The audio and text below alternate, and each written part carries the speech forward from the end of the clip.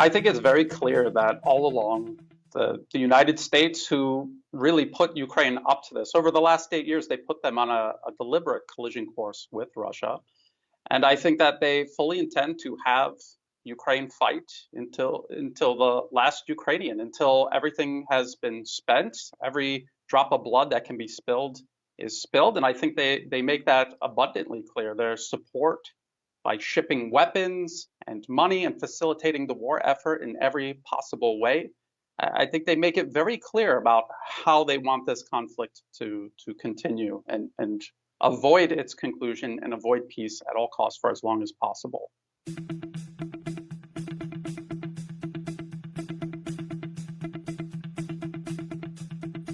I think they're trying to harm Ukrainians and Russia.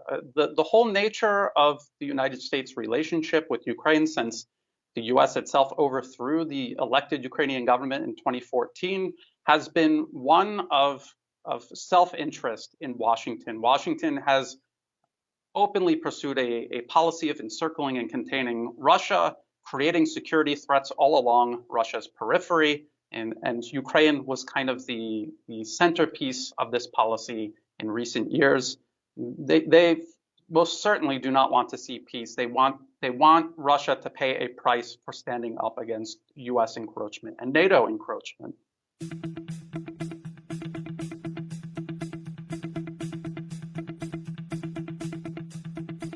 Well, a lot of these politicians and a lot of these policy experts in Washington, their bills are paid by defense contractors. So, I mean, in part, they're clapping because they understand the windfall of profits this is making.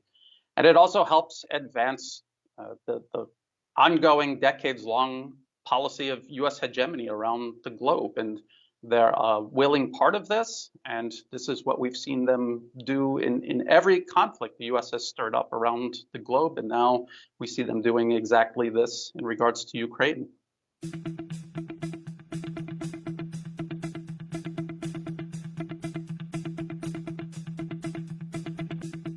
I think people in the governments here in Southeast Asia and here in Thailand, and people who are very familiar with what's actually going on and are not tuned into the Western media, I think that they see what a danger the West is, and the United States in particular. The notion of a rules-based international order starts to break down when you see the US abusing all of the power it has, all of the control it has over these so-called international mechanisms. And I think it's making a lot of people think twice about having invested so much of their own national stability and regional stability in this so-called international order. I think a lot of people are looking for exits or at least alternatives to hedge against the threat that the US has exposed itself as.